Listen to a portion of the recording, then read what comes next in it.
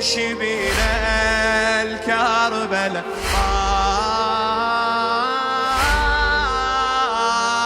على باب المدينة سير لقينا ملتقى أرواح سألنا الكرة الأرضية منو أهل العزوبية سيارة الأربعينية تقول الشاهد عراق حسين مد سفرة من الموصل إلى البصرة حسين مد سفرة من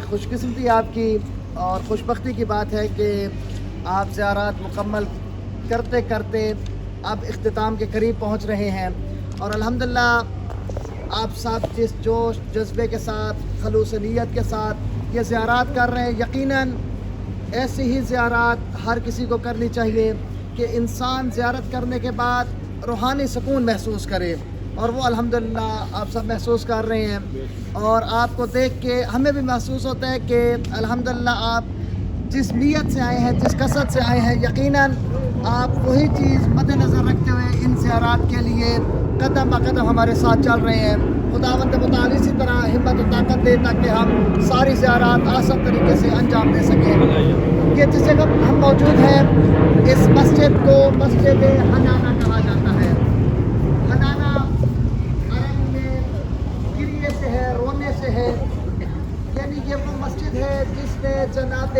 امیر کائنات پہ گریہ بھی کیا اور جب جناب امیر کائنات کا تابوت کوفہ سے نجف لے کے جایا جا رہا تھا تو اسی مسجد کے دیواروں اور میناروں نے جھک کے مولا کا احترام کیا تھا اور یہی وہ مسجد ہے کہ جہاں پہ سبایا یعنی قیدیوں کو لایا گیا اور مظلوم کربلا کے سر اقدس کو اندر ایک مقام ہے اس مقام پہ رکھا گیا کتب کے حوالے کے ساتھ وہاں پہ یہ بات مکتوب ہے لکھی ہوئی ہے کہ جناب امام جعفر صادق علیہ السلام جب یہاں پہ تشریف لائے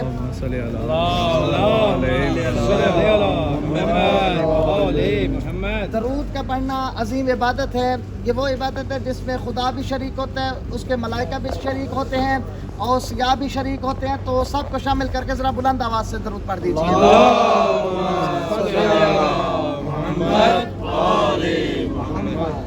تو امام فرماتے ہیں کہ یہ وہ مقام ہے جہاں پہ ہماری جد مظلوم کربلا کے سر اقدس کو رکھا گیا اور جو اعضاء سر اقدس سے جدا ہوئے وہ یہیں دفن ہیں جب سر امام حسین علیہ السلام کو رکھا گیا سر دفن نہیں ہے لیکن جو اعضاء جدا ہوئے وہ اسی مقام پہ دفن ہیں اور ایک روایت کتاب الجواہر کے حوالے سے بھی یہاں پہ لکھی ہوئی ہے کہ بعید نہیں کہ طفلان مسلم کے سر یہیں پہ دفن ہوں جناب محمد ابراہیم کی زیارت آپ نے کی ہے طفلان مسلم وہاں ان کے اجسام مبارک ہیں اور سر اقدس اس مقام پہ دفن ہے تو جناب امام جعفر صادق علیہ السلام نے یہاں پہ 2 رکعت نماز ہدیہ امام حسین علیہ السلام کا بھی ادا کیا تھا تو یہ وہ مسجد ہے کہ جس نے امیر کائنات پہ گریہ بھی کیا مظلوم کربلا کا سر اقدس بھی یہاں رکھا گیا شہزادوں کے سروں کے بارے میں بھی روایت کہ وہ بھی یہاں پہ دفن کیے گئے ایک وہ کنواں ہے اس کے بارے میں ایک روایت ملتی ہے وہ سنی ہے میں نے پڑھی نہیں ہے کہ جب جناب امیر کائنات کا جنازہ لے کے جا رہے تھے تو اس مقام پہ جنازے کو رکھا گیا امام حسن نے یہیں پہ جنازہ پڑھایا اور یہ وہ کنواں ہے جس سے جو 7 آئے تھے انہوں نے وضو کیا ہے یہ سنی ہے میں نے پڑھی نہیں ہے اب اللہ عالم کیا کس حد تک ہے یہ میں نہیں کہہ سکتا لیکن اس کنویں کو اس سے منسوب کیا جاتا ہے تو انشاءاللہ ہم یہاں پہ زیارت کریں گے زیارت کرنے کے بعد 2 رکعت نماز ہدیہ جناب مظلوم کربلا امام حسین علیہ السلام پڑھتا ہوں یا پڑھتی ہوں قربتاً الی اللہ زیارت کرنے کے بعد یہ 2 رکعت نماز ہدیہ پڑھنے کے بعد باہر تشریف لے کے آئیں گے پھر ہم جناب کمیل کی زیارت کی طرف بڑھیں گے اپنے اپنے اعمال کی قبولیت کے لیے بلند تر صلوات اللہم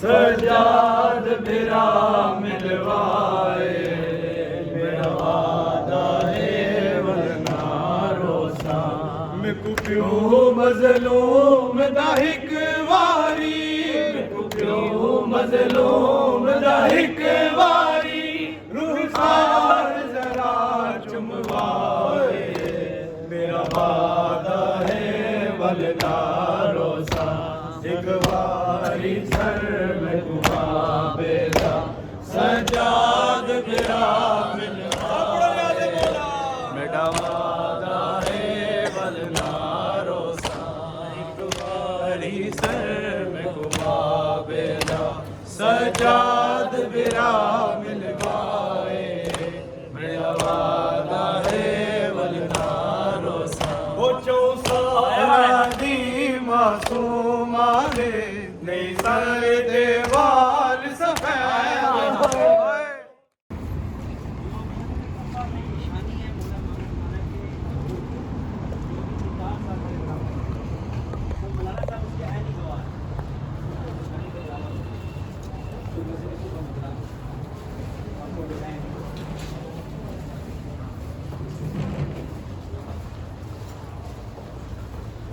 ایلیویٹر کدھر لے کے جا رہا ہے؟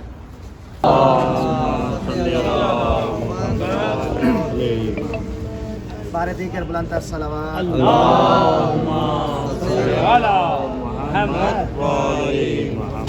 زائرین محترم، اس وقت جس مقام پہ ہم موجود ہیں اسے صوبیہ حی الحنانہ ہی کہتے ہیں، یعنی اس شہر پورا وہی کوفہ اور نجف کا درمیان ہے، ابھی حی الحنانہ اس کو بولا جاتا ہے، صوبیہ اس کا پہلا نام ہے۔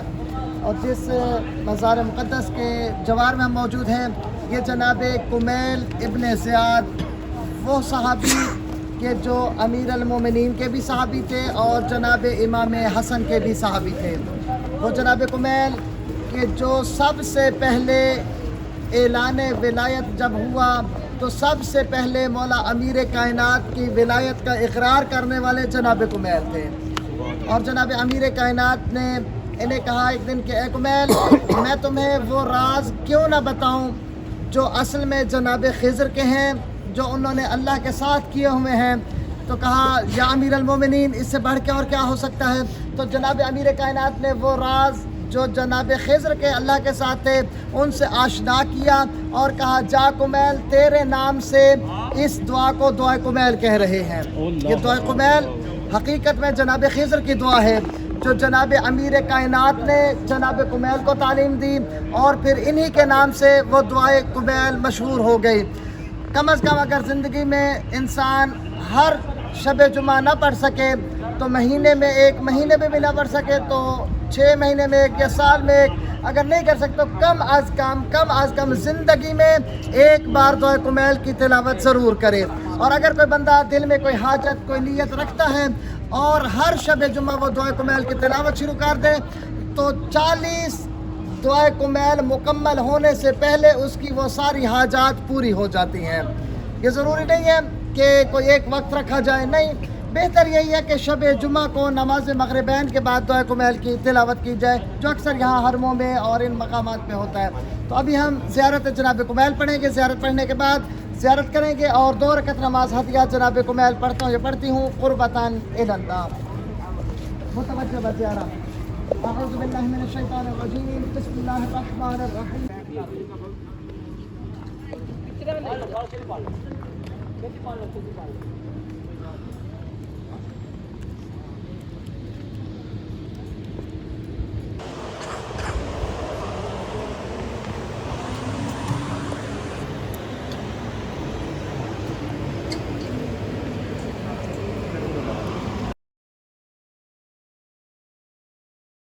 سارے دیگر بلندر صلوات.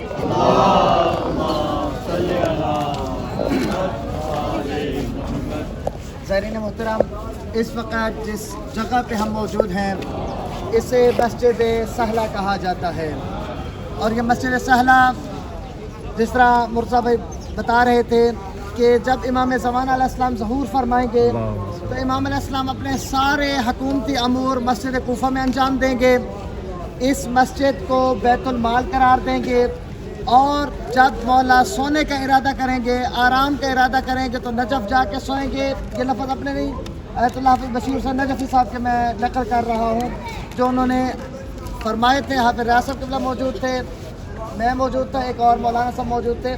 تو حافظ صاحب نے فرمایا کہ جب امام علیہ السلام ظہور فرمائیں گے تو اپنے سارے حکومتی امور مسجد کوفہ میں انجام دیں گے، اس مسجد کو بیت المال قرار دیں گے، اور جب سونے کا ارادہ کریں گے تو نجف جا کے سوئیں گے، کیونکہ نجف میں سونا عبادت ہے اور مولا یہ عبادت ترک نہیں کریں گے. جس مسجد میں ہم موجود ہیں اس مسجد میں جناب ابراہیم علیہ السلام اپنا گھر انہوں نے بنایا ہوا تھا، مسکن بنایا ہوا تھا، ان کی رہائش یہیں پہ تھی. جناب ادریس علیہ السلام یہاں پہ رہے ہیں، جناب خضر علیہ السلام تشریف لاتے رہے ہیں، مختلف انبیاء و صالحین یہاں پہ تشریف لاتے رہے ہیں. جناب امام جعفر صادق علیہ السلام یہاں پہ تشریف لائے ہیں، جناب امام زین العابدین علیہ السلام یہاں پہ تشریف لائے ہیں، اور جناب امام جعفر صادق علیہ السلام فرماتے ہیں کہ میں اس مسجد میں، اس بقعے میں، اس جگہ پہ زمانے کے امام کو اترتا دیکھ رہا ہوں. یعنی زمانے کے امام اپنے اہل و عیال کے ساتھ اس بقعے میں، اس مسجد میں اتر رہے ہیں. جو بندہ بھی 40 شب بدھ، یعنی بدھ کا منگل کا دن گزار کے شب بدھ 40 شب بدھ اس مسجد میں آئے تو اسے زمانے کے امام کی زیارت نصیب ہوتی ہے. تعارف نہیں ہوتا، زیارت نصیب ہوتی ہے. اس چیز کو جب پڑھا ایک شخص نے، یہی کا رہنے والا تھا، اس نے یہ عمل شروع کر دیا، آنا شروع کر دیا. جب 40ویں شب بدھ اسے یہاں پہ ہوئی تو روتا ہوا، گریہ کرتا ہوا بیٹھا ہوا تھا کہ پتہ نہیں کہاں پہ میرے سے ناغہ ہو گیا، کون سی ایسی خطا ہو گئی، کون سی ایسی غلطی ہو گئی کہ زمانے کے امام کی زیارت نہیں ہو رہی. کہتے کہ میرے پاس ایک شخص آ کے بیٹھا، اس نے میرے سے گفتگو شروع کی، میں نے اس کی طرف توجہ نہیں تھی، بس یہی میں کہتا رہا کہ زمانے کے امام کی زیارت نہیں ہو رہی، زمانے کے امام مل نہیں رہے، تو نہ جانے کون سی خطا ہو گئی، چلیں اگلی دفعہ پھر شروع کروں گا. یہ کہتا کہ میں کہہ رہا تھا تو وہ شخص جو میرے قریب آ کے بیٹھا، اس نے چائے کا ایک سکان لیا، یہ چائے کے چھوٹے کپ ہوتے ہیں شیشے کے، اس کو سکان بولا جاتا ہے. وہ ایک کپ چائے کا لیا، ایک گھونٹ بھرا اور مجھے پیش کر دیا کہ تم پی لے سے نوش کیجئے. کہتے کہ میں نے پیا، پی کے میں نے پھر بھی توجہ نہ دی، میں سجدے میں چلا گیا، گریہ کرنے لگ گیا، اعمال کرنے لگ گیا. اور جیسے ہی میں مسجد سے باہر آیا لوگوں نے کہا ہنیئا لکم، مبارک ہو تمہارے لیے، تم زمانے کے امام کی زیارت کر کے آ رہے ہو. تو کہتے کیسے، میں تو زمانے کے امام کی زیارت نہیں کر سکا، مجھے تو زیارت نہیں ہوئی. انہوں نے کہا کہ نہیں، ہم تجھے دیکھتے تھے، تو مسلسل 40 شب بدھ آتا تھا، جب تو مسجد میں داخل ہوتا تھا ہم تجھے تب بھی دیکھتے تھے، جب نکلتا تھا تب بھی دیکھتے تھے. آج بھی جب تو مسجد میں داخل ہوئے ہم نے دیکھا تیرے جسم پہ یہ برس کی بیماری کے جو نشانات تھے وہ ہوا کرتے تھے. اب جب تو مسجد سے باہر جا رہا ہے تیرے میں وہ کوئی بیماری ہم دیکھ ہی نہیں رہی. تو بہت خوش قسمتی ہے آپ کی کہ آپ اس مقام پہ تشریف فرما ہیں. مسجد جمکران خواب پہ بنی اور زمانے کے امام وہاں پہ تشریف لے کے جاتے ہیں، اور جن کے بارے میں معصومین فرما رہے ہیں اتنی عظیم مسجد میں آپ یہاں پہ آئے ہیں. یہ کوئی کم خوش قسمتی نہیں ہے آپ لوگوں کی. دعا ہے خداوند متعال اسی طرح ہر بار ان مقامات مقدسہ کی زیارت کا شرف عطا فرمائے. جی، اس مسجد میں یہ بھی ہے کہ اگر کوئی بندہ 2 رکعت نماز تحیہ مسجد، احترام مسجد ادا کرے تو اس کی 2 سال زندگی بڑھ جاتی ہے. مسجد سہلہ میں جو بندہ بھی 2 رکعت نماز احترام مسجد بجا لاتا ہے اس کی 2 سال زندگی بڑھ جاتی ہے. تو یہ سمجھے کہ ایک بونس ہے اس مسجد کا کہ یہاں پہ آپ 2 رکعت نماز احترام مسجد پڑھیں گے تو یقیناً اس مسجد کے انبیاء و صالحین اور ائمہ کی برکت سے خدا زندگی طولانی کر دے گا. اور ساتھ یہ موقع بھی دے گا کہ بار بار اس مسجد میں آپ تشریف لے کے آئیں. اپنے اپنے اعمال کی قبولیت کے لیے مل کے بلند تر صلوات. اسے دخول پڑھیں گے، پھر مسجد میں داخل ہوں گے اور پھر مسجد کے جو اعمال ہیں وہ ایک ساتھ کریں گے. ترتیب سے کریں گے. اعوذ باللہ من الشیطان الرجیم، بسم اللہ الرحمن الرحیم.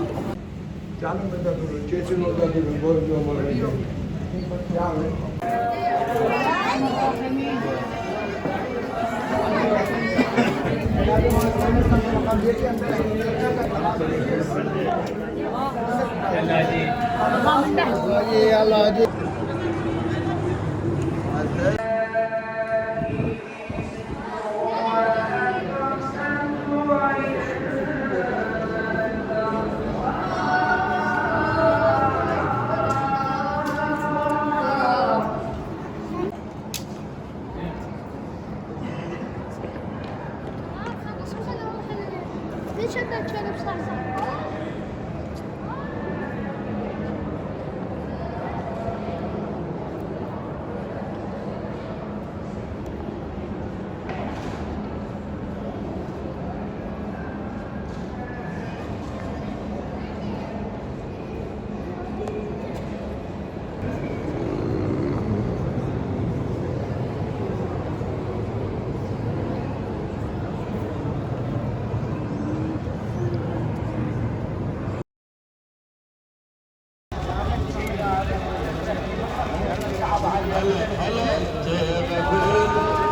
محمد صلوات. محمد وآل محمد. ابھی بھی کعبہ پہ ذرا دھیمی صلوات.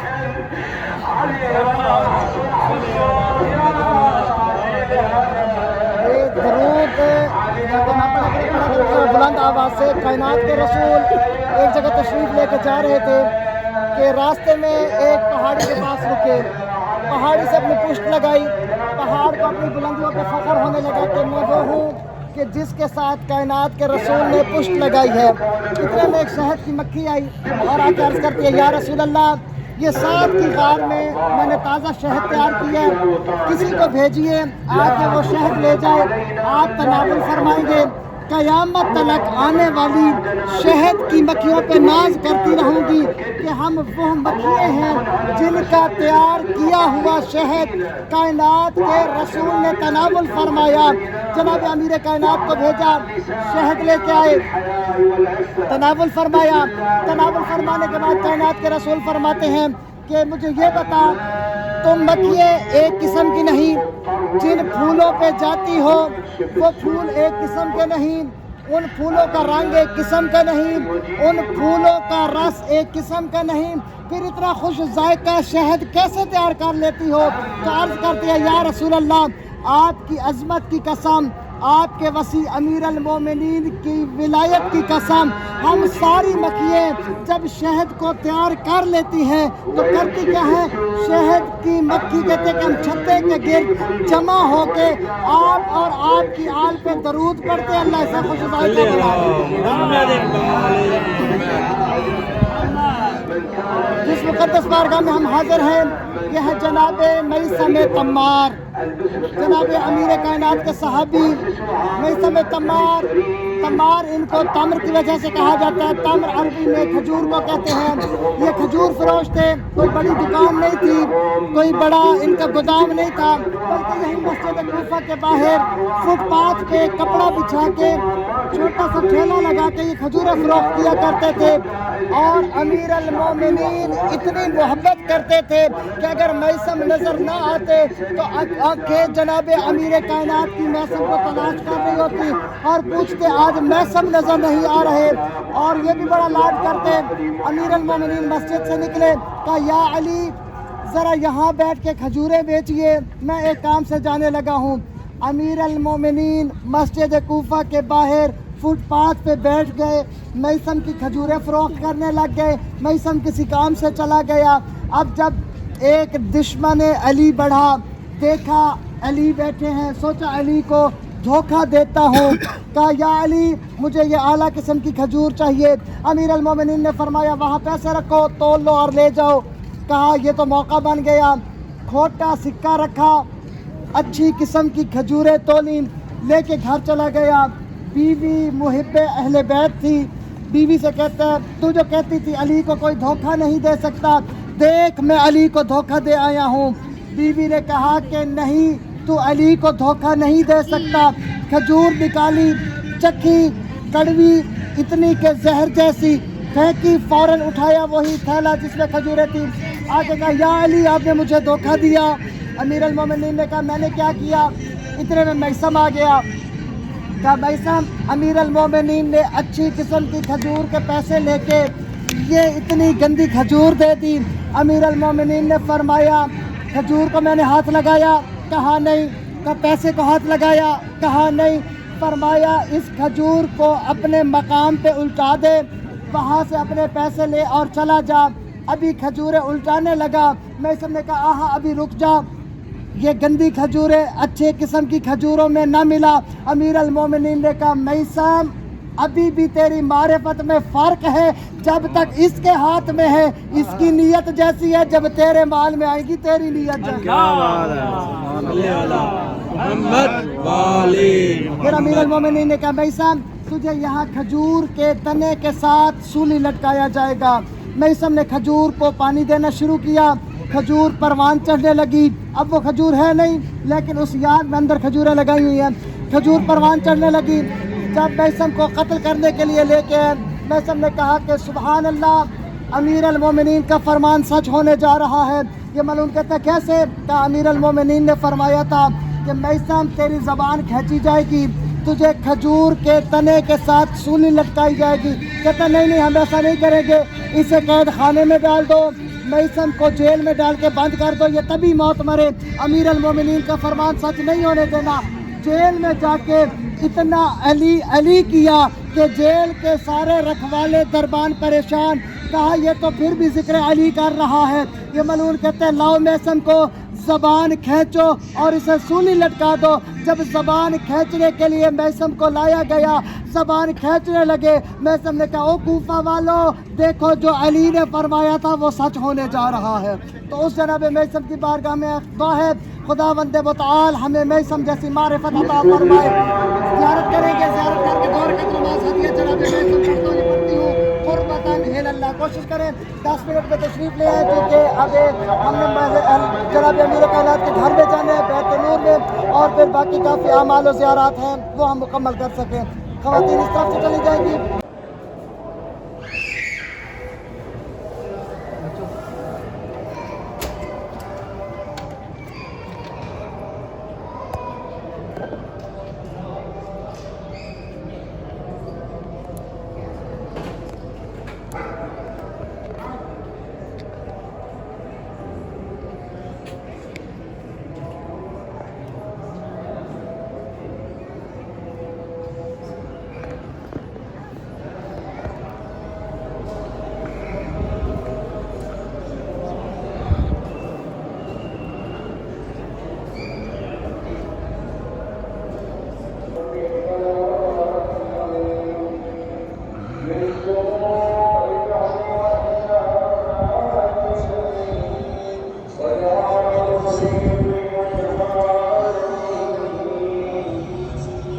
جناب علی اکبر کے سینے سے برچی نکالنے لگے نا، جناب علی اکبر نے کہا بابا ذرا دادا اسماعیل اور دادا ابراہیم کو آنے دیجیے۔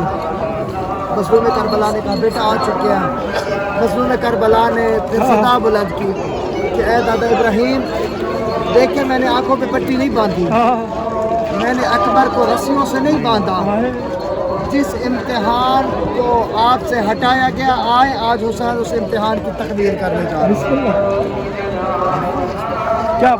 کتنا خوبصورت آپ نے تمثیل میں حقیقت کو بیان کیا، کتنے خوبصورت انداز میں بیان کیا، واقعی واقعہ بیٹا سب لوگ واجب ہیں آپ کی کچھ بات نظر نہیں آ امیر المومنین علیہ السلام اس گھر میں رہتے، اور یہ سامنے مسجد کوفہ ہے، مسجد کوفہ کے لیے مولا یہ راستہ استعمال کرتے تھے، یہ سامنے جو راستہ ہے گھر سے نکلنا یہ مسجد میں داخل ہو جانا، لیکن جس دن مولا کو ضربت لگ رہی ہے 19 کو جناب امیر کائنات نے راستہ بدلا، اس سے پہلے تھوڑی ترتیب چینج کی، جناب حسنین سے کہا کہ حسن بیٹا تم دروازے کے باہر ذرا گھر کا پہرا دو، حسین بیٹا آپ نے فلاں مقام پہ رہنا ہے، عباس آپ نے کوفہ کے اس چوک میں اس بازار میں چکر لگانا ہے، اور امیر المومنین اس طرف سے نہیں آئی، بالکل اس کے پیچھے وہ راستہ آپ کو نظر آئے گا، ابھی جب گھر میں داخل ہوں گے تو پیچھے راستے وہ جہاں پہ درخت لگے ہیں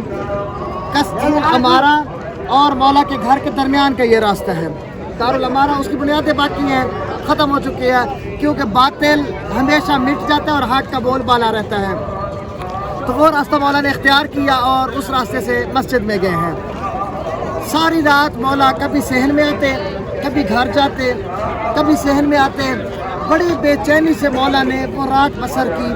نہج البلاغہ میں مولا نے خطبہ دیا، خطبے کے لفظ ہے کہ مولا نے کہا کہ مجھے اونگ آئی اور میں نے دیکھا کہ کائنات کے رسول تشریف فرما ہے، کہ یا رسول اللہ میں ان لوگوں سے تھک چکا ہوں، یا رسول اللہ ان لوگوں نے مجھے بہت ستا دی ہے، تو کائنات کے رسول نے فرمایا یا علی ان پہ تو بد دعا کر، بے دعا علیہ ہے لفظ ہے نہج البلاغہ کہ تو ان کے لیے بد دعا کر۔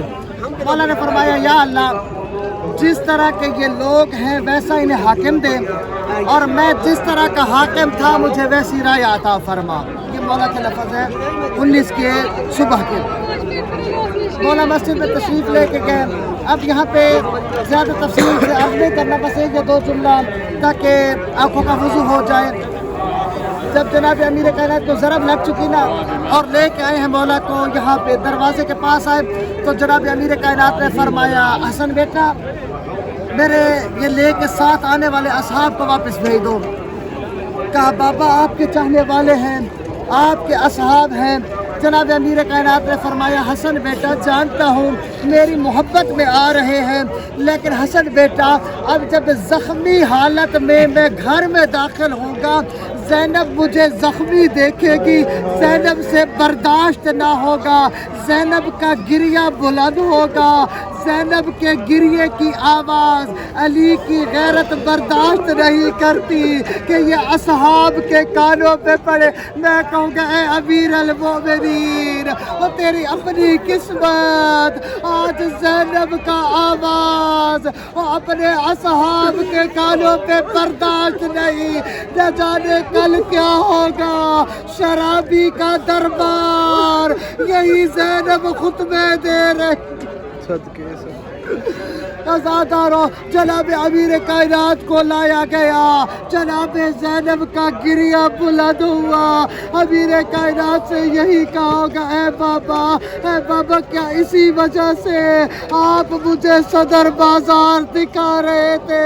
اے بابا کیا اسی وجہ سے اس کوفہ کا تعارف کرا رہے تھے؟ ازاداروں میں کہا کرتا ہوں جب جناب زینب اس گھر کے ساتھ بالکل ملا ہوا قصر العمارہ میں آئی ہوگی، نہ جانے ذہن میں وہ باتیں آنا شروع ہوئی ہوگی کہ جب پہلے کوفہ آئی اور کوفہ کو بند کرایا گیا، اور جب اب آ رہی ہوں مسجد حنانہ میں روکا گیا کہ ابھی کوفہ سجانا ہے۔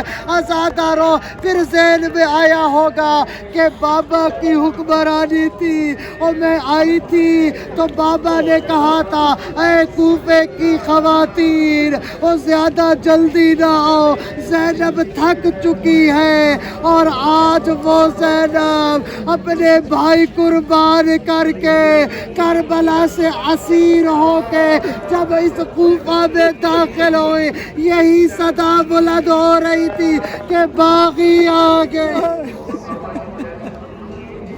لعنت اللہ علی القوم الظالمین وسيعلم الذين ينقلبون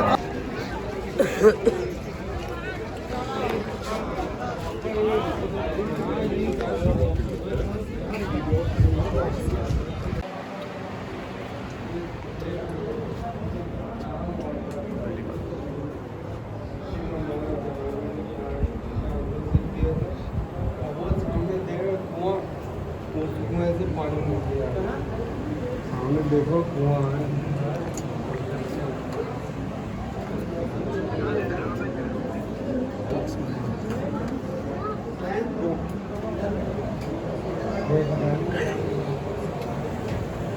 ये वो जगह है जहाँ इधर आओ सर, इधर इस तरफ सर।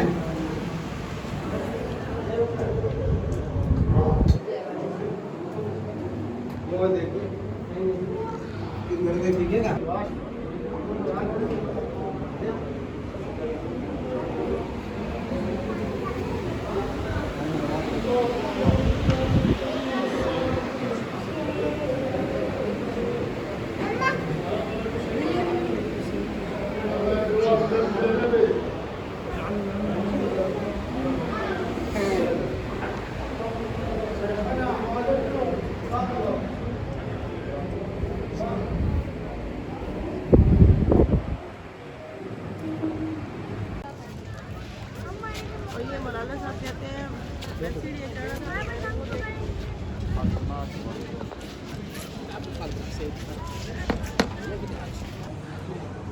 जिस जगह पे हम मौजूद हैं, ये कोई जगह खुशकिस्मत ही इंसान इस मकामात पे आ सकता है और उसके लिए खुशबख्ती है कि उसे ये सआदत मिले कि वो इस मस्जिद में आए, क्योंकि ये वो मस्जिद है जिसमें एक रकत नमाज पढ़ना 1,00,000 रकत का सवाब रखता है।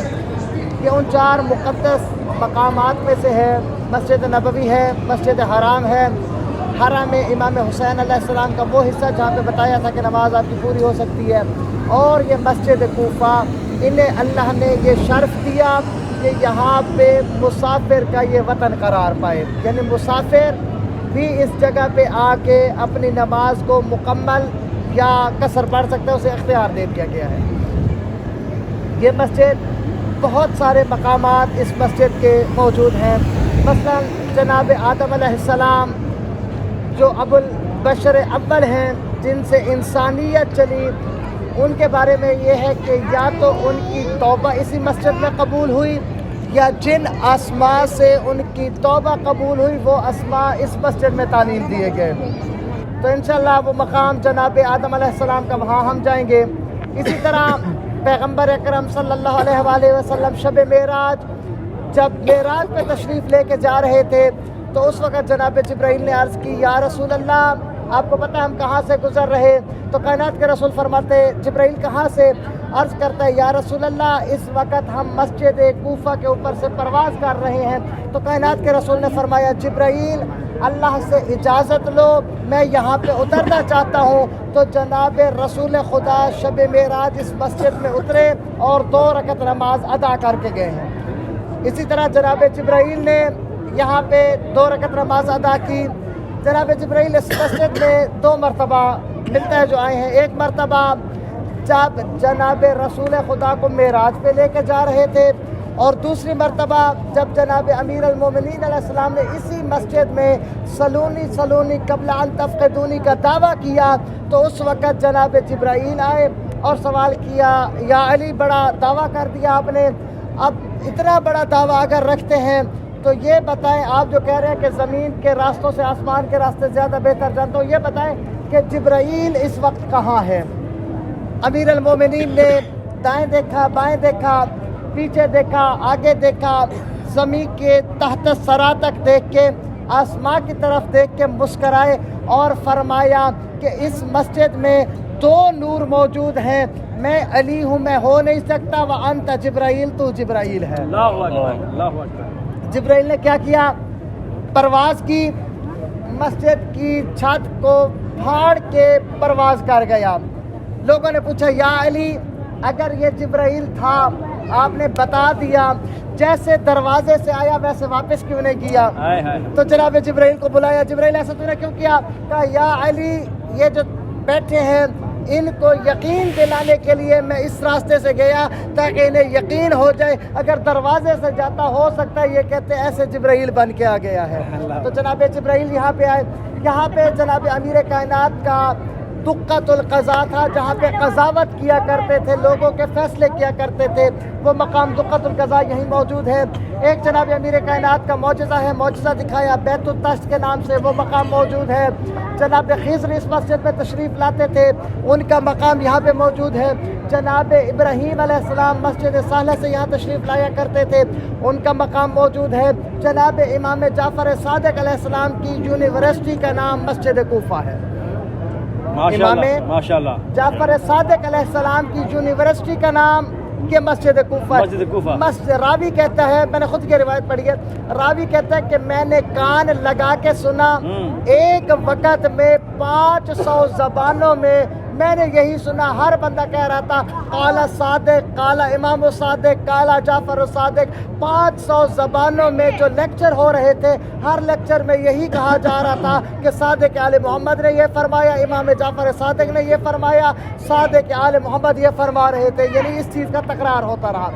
تو امام علیہ السلام تشریف لاتے، اسی مسجد میں جناب امام زین العابدین علیہ السلام تشریف لاتے، ان کا مقام موجود ہے۔ اور یہ سینٹر میں جو آپ کو کنواں سا نظر آ رہا ہے، جہاں آپ کو بتایا کہ پانی آپ کو ملے گا، یہاں پہ جناب نوح کا گھر ہوا کرتا تھا۔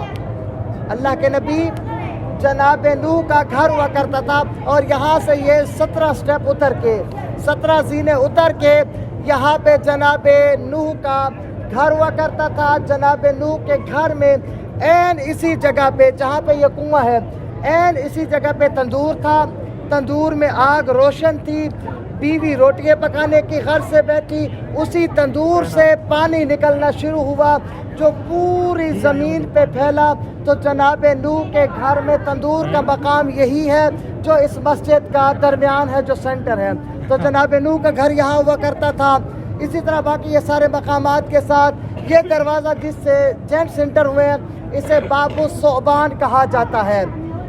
معاویہ نے اس دروازے پہ ہاتھی باندھ دیے کیونکہ عرب میں ہاتھی نہیں پائے جاتے تھے۔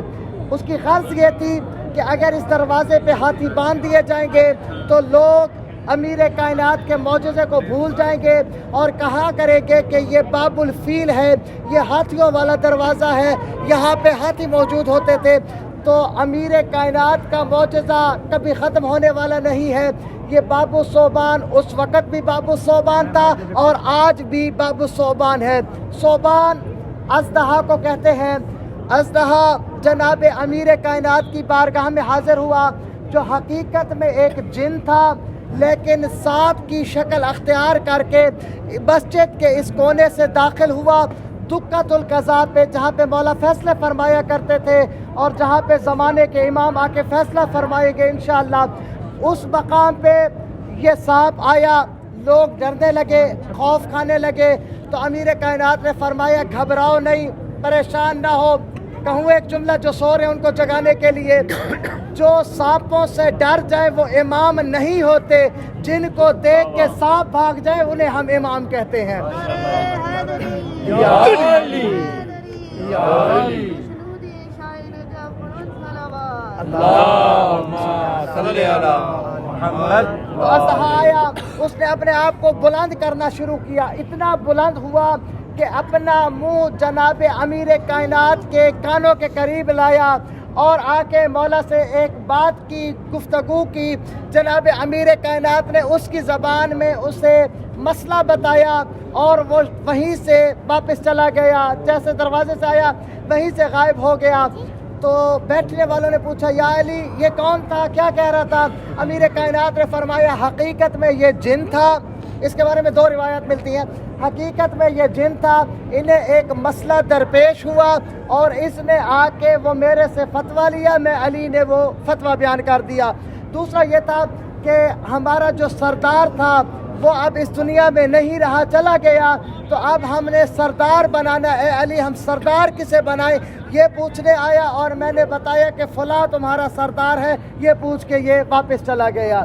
تو کافی برکات ہے اس مسجد کی۔ وہ سامنے جو گنبد نظر آ رہا ہے، اس گنبد کے نیچے جناب امیر مسلم کی ذریعہ اقدس ہے، جناب امیر مسلم یہاں پہ دفن ہے، اور ساتھ ہی جناب مختار ثقفی وہ یہاں پہ دفن ہے۔ وہ مسجد میں داخل نہیں ہے، وہ مسجد کے ملحق ہے، مسجد کے ساتھ ملا ہوا ہے، وہ حصہ مسجد کا نہیں ہے۔ اسی طرح جناب ہانی بن عروہ इस जुर्म में शहीद किया गया कि इन्होंने जनाब अमीर मुस्लिम को अपने यहाँ पनाह क्यों दी, अपने यहाँ रखा हुआ क्यों है, इस जुर्म में शहीद किया गया था। तो वो सामने उनकी ज़रिया अक़दस है और ये सामने अंदर मकाम महराब अमीर अल-मोमिनीन है, जहाँ पे जनाब अमीर अल-मोमिनीन अलैहिस्सलाम की ज़रबत का मकाम है। यहाँ मौला को ज़रब लगी, ये वो मकाम अंदर मौजूद है। और इसी तरह आगे एक महराब है, महराब नाफिल है अमीर अल-मोमिनीन। जनाब अमीर अल-मोमिनीन अपनी नाफिला नमाज वहाँ अदा किया करते थे और वाजिब नमाज इस महराब में आके अदा किया करते थे। जन्म नहीं किए थे जितने आशूर के दिन मजलूम करबला ने किए। ये मकाम महराब अमीर अल-मोमिनीन मनाजात यहाँ किया करते थे। मौला मुस्तहब नमाजें, नमाज शब, मनाजात इस मकाम पे किया करते थे। मौला के बड़े प्यारे जुमले हैं, 2-3 जुमले मैं अर्ज़ करने लगा हूँ। कभी मौका मिले ना तो मफातिल जिनान में मनाजात अमीर अल-मोमिनीन के नाम से आपको मिल जाएगा। ज़रूर उसका ना तर्जमा पढ़िएगा एक मरतबा कि मौला अपने अल्लाह से बातें क्या कर रहे हैं, राज व न्याज क्या कर रहे हैं। तो ये मनाजात अमीर अल-मोमिनीन मफातिल जिनान में मिल जाएगा। यानी आप ये समझ लें, अपना भाई समझ के, अपना बेटा समझ के, अपना बुज़ुर्ग समझ के, जिस लिहाज से भी एक सैयदज़ादा होते हुए मैं आपसे रिक्वेस्ट कर रहा हूँ कि कम अज़ कम एक मरतबा मनाजात अमीर अल-मोमिनीन का तर्जमा आपने ज़रूर पढ़ना है। मौला पढ़ते आ रहे हैं। फिर मौला कहते हैं कि या मौला या मौला अंतल मौला व अनल अब्द, तू मौला है और मैं ग़ुलाम हूँ। फिर मौला फरमाते हैं मौला या मौला हल यरहमिल अब्द इल्ला मौला, क्या अपने ग़ुलाम पे, अपने अब्द पे मौला के अलावा कोई और रहम कर सकता है। फिर मौला कहते हैं कि अंतल मालिक व अनल ममलूक हल यरहमिल ममलूक इल्ला मालिक, तू मालिक है, मैं तेरी मिल्कियत हूँ, क्या कोई मिल्कियत पे रहम मालिक के अलावा कर सकता है। फिर मौला फरमाते हैं कि अंतल अज़ीज़ व अनल ज़लील, अमीर अल-मोमिनीन कह रहे हैं कि तू अजीज़ है, मैं ज़लील हूँ। अल्लाह की बारगाह में मनाजात करें। अना ज़लील हल यरहमुज़ ज़लील इल्लल अज़ीज़, क्या ज़लील पे अजीज़ के अलावा कोई और रहम कर सकता है। या मौला अंतल खालिक व अनल मखलूक, मौला कह रहे तू खालिक है, मैं मखलूक हूँ। ये जो हमारे मेम्बरों पे कहा जाता है ना कि अली रब, मौला नफ़ी कर रहे हैं महराब में बैठ के, तू खालिक है, मैं मखलूक हूँ। मौला ने बताया मुझे कभी खालिक ना कहना, खालिक वो है जिसे अली मस्जिद के महराब में बैठ के कह रहे तू खालिक है। हल यरहमिल मखलूक इल्ला खालिक, क्या मखलूक पे खालिक के अलावा कोई और रहम कर सकता है। फिर फरमाते अंतल अजीज़ व अनल हकीर, और तू अजीम है, मैं हकीर हूँ। हल यरहमिल हकीर इल्लल अजीम, क्या हकीर पे अजीम के अलावा कोई और रहम कर सकता है। अंतल मौला अंतल मौला या मौला अंतल कवी व अना ज़ईफ़, तू कवी है, तू क़ुव्वत रखता है, मैं ज़ईफ़ हूँ। हल यरहमिज़ ज़ईफ़ इल्ला कवी, क्या ज़ईफ़ पे कवी के अलावा कोई और रहम कर सकता है। बड़ी लंबी मनाजात है। मैं आपसे वादा लेता हूँ कि ज़िंदगी में एक बार ज़रूर आप ये तिलावत करेंगे और मौला से ये राज व न्याज देखेंगे कि अमीर अल-मोमिनीन क्या राज कर रहे हैं।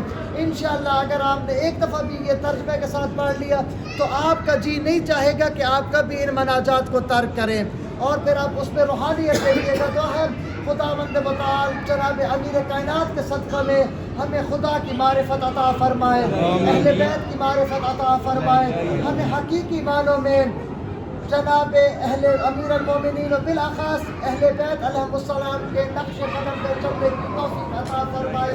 मारेला इस मस्जिद के हकीकी वारिस, इस मिंबर के हकीकी वारिस, इस महराब के हकीकी वारिस यूसुफ ज़हरा के ज़ुहूर पुरनूर में ताजील फरमा। हमारी गुनहगार आंखों को इमाम की ज़ियारत से मुशर्रफ फरमा। बारेला जिस तरह तूने हमें ये नेमत उस्मा अता फरमाई है, बारेला आज़ादारी मज़लूम करबला, इबादत अहले बैत को देखते हुए उन इबादत को बजा लाना, इन मकामात मुक़द्दसा पे आना। बारेला ये हमारे लिए और हमारी नस्लों में ताज़हुर जनाब इमाम ज़मान अलैहिस्सलाम क़ाइम व दाइम फरमा। बारेला तेरी बारगाह में जिस ने दस्त दुआ बुलंद कर रखे हैं, इनके दिल में जो नेक ख्वाहिशात, नेक आरज़ू है, नेक तमन्नाएं हैं, पूरी फरमा। बारेला आते हुए मेरे इन बहन भाइयों बुजुर्गों सब आने वालों के ज़िम्मे जिन जिन मोमिनीन ने जो दुआएं लगा रखी है बारेला उन तमाम मोमिनीन की दुआएं बंदे हकीर के ज़िम्मे जिसने जो दुआ लगा रखी है उनकी दुआएं और हाज़रीन की तमाम तरह हाजात शर्या बिलाखास मुर्तज़ा भाई ने जो नाम मुझे भेजे हुए और जिनके लिए कहा गया उन तमाम मोमिनीन की हाजात शर्या को पूरा फरमा, ये औलाद मोमिनीन को औलाद नरीना अता फरमा, बारेला परेशान हाल मोमिनीन की जनाब ज़ैनब की शाब गरीबा की परेशानियों का सदका करके परेशानियाँ दूर फरमा, तंगदस्त मोमिनीन की तंगदस्तियाँ दूर फरमा, मक़रूज़ीन मोमिनीन के गैब से कर्ज अदा फरमा, बारेला तुझे जनाब रबाब के उस वक़्त का वास्ता जब अपने पहलू में हाथ मार के जनाब अली असगर को ढूंढती थी, बारेला औलाद मोमिनीन बिलाखास जिन मोमिनीन और मोमिनात ने मुझे कह रखे उन्हें औलाद नरीना अता फरमा, जिन्हें औलाद अता फरमाई है जनाब अली अकबर की जवानी का सदका करके उन्हें तुनाने उम्र अता फरमा, बारेला हमारे हाथ इस काबिल नहीं कि तेरी बारगाह में उठ सके, हमारी ज़बान इस काबिल नहीं कि तुझसे कुछ मांग सके, लेकिन बारेला हम चाहे भी तो कहाँ जाए, अहले बैत से बढ़ के हमारे पास कोई वसीला नहीं, तुझे आले मोहम्मद की इज्जत और अज़मत और तहारत का वास्ता तेरी बारगाह में जिस ने दस्ते दुआ बुलंद कर रखे हैं इनके दिलों में जो नेक हाजात है बारेला उन तमाम हाजात शरिया को पूरा फरमा, हमारी इस वक्त की इल्तिजा को अपनी बारगाह में शर्फ कबूलियत अता फरमा, बारेला हमें हकीकी मानों में सारे मज़लूम करबला बन के और सारी ज़िंदगी उस पर कायम रहने की तौफीक अता फरमा, रब्बना व तक़ब्बल दुआ रब्बि सल्लि अला मुहम्मद व आलिहिल अतहार। ट्रेन से निकल गए, ये आपने देखा होगा वायरल भी हुई थी वो तस्वीरें कि जहाँ पे टीले ज़रबी और खैमागाह के दरमियान में खुदाई हुई थी तो वहाँ पे गोल्डन कलर की खाक निकली थी, लोगों ने कहा सोना निकला है और वो टीवी चैनल्स पे भी आया था खाक वो निकली, तो ये ज़र्द कलर की जो खाक निकली घर में रखी है मेरे पास भी, कोशिश करूँगा कल आना तो मैं ले आऊँ, आप थोड़ी थोड़ी तकसीम कर लीजिएगा आपस में। तो वो जब खुदाई हुई गोल्डन खाक निकली, इसके बारे में मैंने कहा कि बाकी करबला की ज़मीन का जो कलर है वो और है, इसका क्यों और है, थोड़ा इसको मैंने सर्च करना शुरू किया तो मदीनतुल माजिद में मैंने एक रिवायत पढ़ी कि जब इमाम हुसैन अलैहिस्सलाम करबला पहुँचे हैं तो इमाम अलैहिस्सलाम ने जो कहा था ना कि यहाँ की खाक उठा के मुझे दो, जो खाक इमाम अलैहिस्सलाम के हाथों पे रखी गई और जिसकी मौलाना खुशबू ली थी वो खाक जर्द कलर की थी, तो बईद नहीं है कि ये वही मकाम हो जहाँ पे इमाम हुसैन अलैहिस्सलाम आके रुके थे और पूछा था कि ये कौन सी ज़मीन है। नहीं ये रिवायत मैंने पढ़ी, मैं इंशाल्लाह कल ले आऊँगा, मुझे ना तो रिमाइंड करवा दीजिएगा आने से पहले, मैं ले आऊँगा, थोड़ी आपस में आप तकसीम कर लीजिएगा।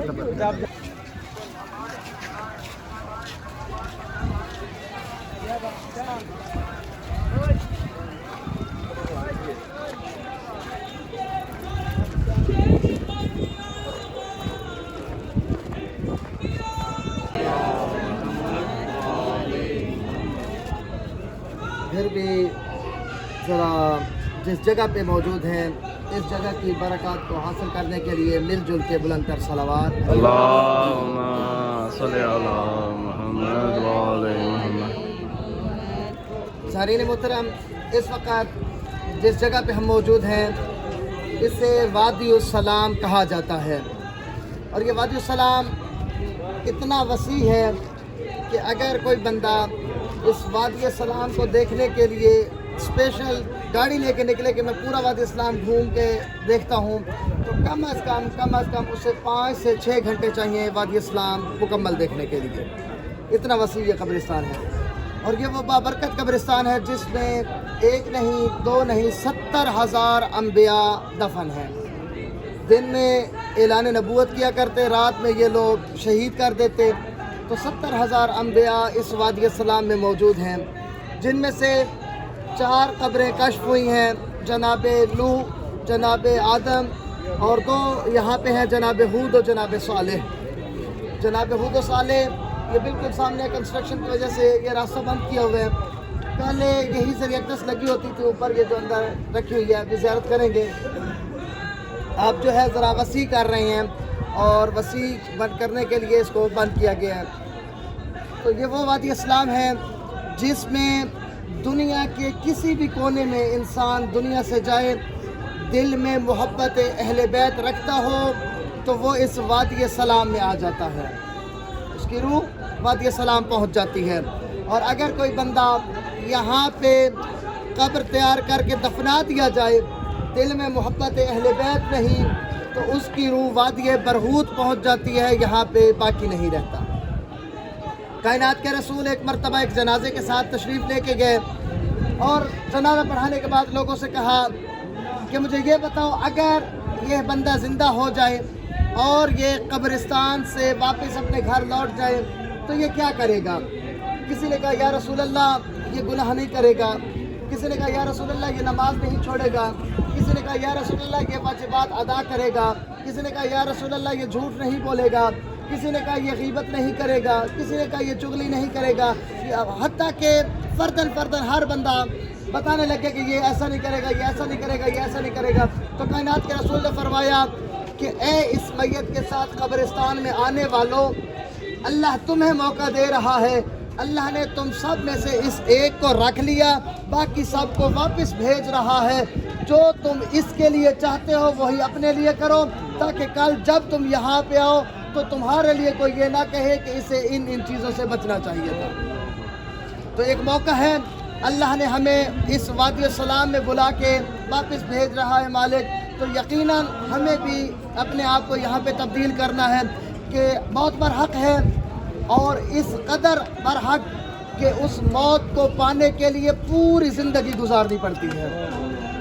جب تک زندگی نہ گزاریں انسان موت تک پہنچ ہی نہیں سکتا، تو اس کے لیے انسان اپنے آپ کو تیار کرے، تیار رکھے، جو چیز انسان دیکھے کہ کم از کم واجبات ادا کرے، محرمات سے بچے، جو چیز اللہ نے حرام کر دی ان سے بچے، اور کسی کا حق نہ کھائے، حقوق العباد کا خیال کرے، تو قبر انسان کی جنت بن جاتی ہے، اس کے لیے جنت برزخی تیار ہوتی ہے۔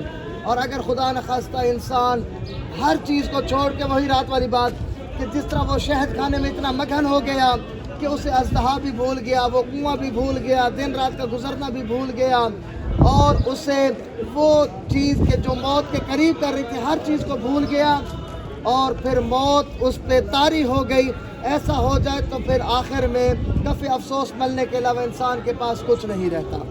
تو جس بارگاہ میں ہم ہیں، یہ وہ وادی السلام جس کے بارے میں کہا جاتا ہے کہ بارش برستی ہے اور اس کے قطروں سے در نجف بن جاتے ہیں، یہ پاکستان میں کہا جاتا ہے، حالانکہ ایسا نہیں ہے، یہ بات صحیح نہیں ہے کہ بارش برستی ہے اور اس قطروں سے در نجف بنتے ہیں، یہ بات صحیح نہیں ہے۔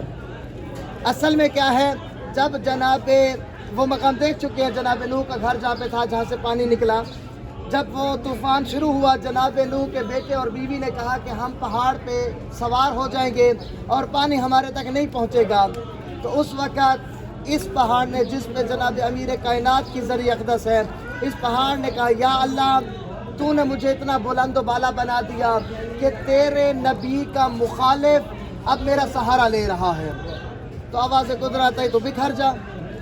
وہ پہاڑ بکھر گیا، حتیٰ کہ کربلا تک وہ پہاڑ بکھرا ہے۔ جس طرح یہ وادی السلام ہے، کربلا کو وادی حسین کہتے ہیں، یہ قبرستان ویسے نجف سے کربلا تک ہے سارا، تو وادی السلام یہ ہوا، وادی حسین وہ، یہ پہاڑ وادی حسین تک بکھر گیا۔ اب ہوتا کیا ہے، جب بارش برستی ہے یہ مٹی ہٹتی ہے، اب اس مٹی کے نیچے سے در نجف کا وہ پتھر جو اصل میں پہاڑ تھا وہ پتھر حاصل ہوتا ہے، اور ہمارے لوگ سمجھتے ہیں کہ نہیں یہ بارش کے قطروں سے در نجف بن رہا ہے، جو یہاں رہے وہ در نجف، جو وادی حسین میں چلے گئے وہ در حسین ہو گئے۔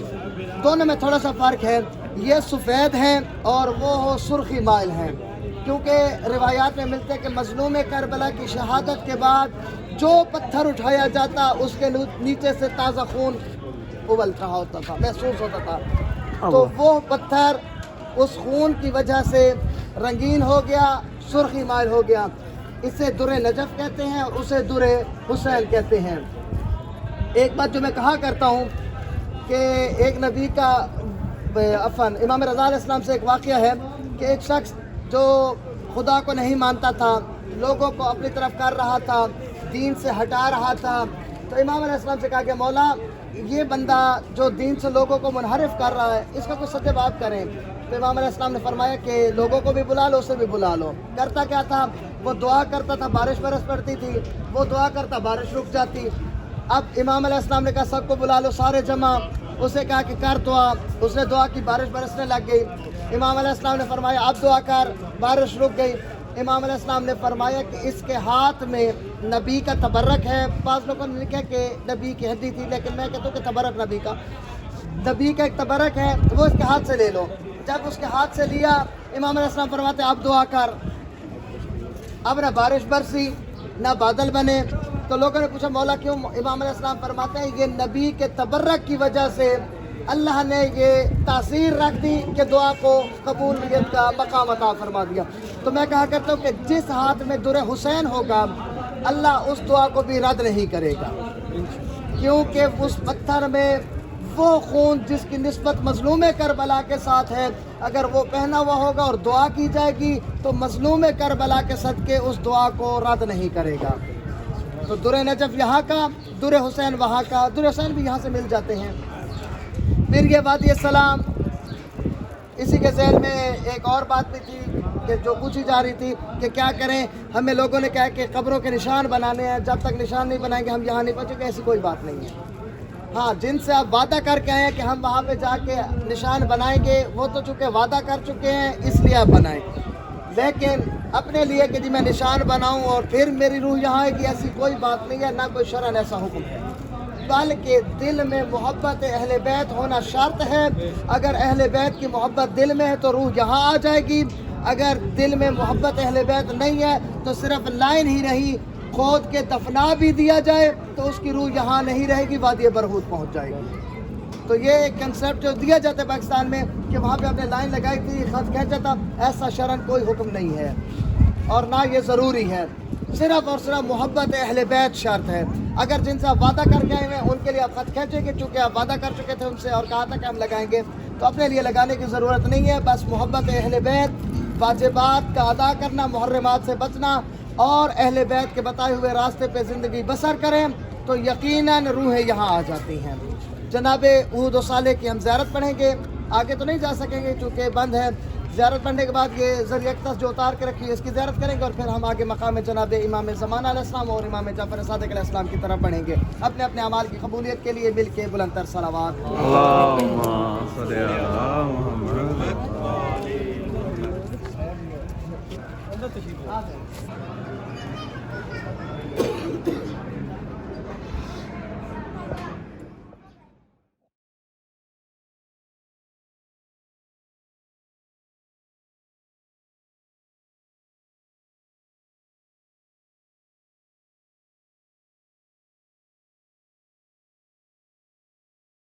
دل چھوٹا کرنے کی بات نہیں ہے, بات یہی ہے سرکار نے فرمایا, معصوم نے فرمایا کہ میرے جد کی زیارت کرنی ہے تو اپنے گھر کی چھت پر یعنی کھلے آسمان تلے جاؤ اور السلام علیکم یا ابا عبداللہ بھی کہہ دو گے تو تم ظاہر حسین ہو جاؤ گے. پر ہمیں بلوا لے زیارت کے لیے, آپ کو پہلو شکستہ کسی بی بی کی قسم.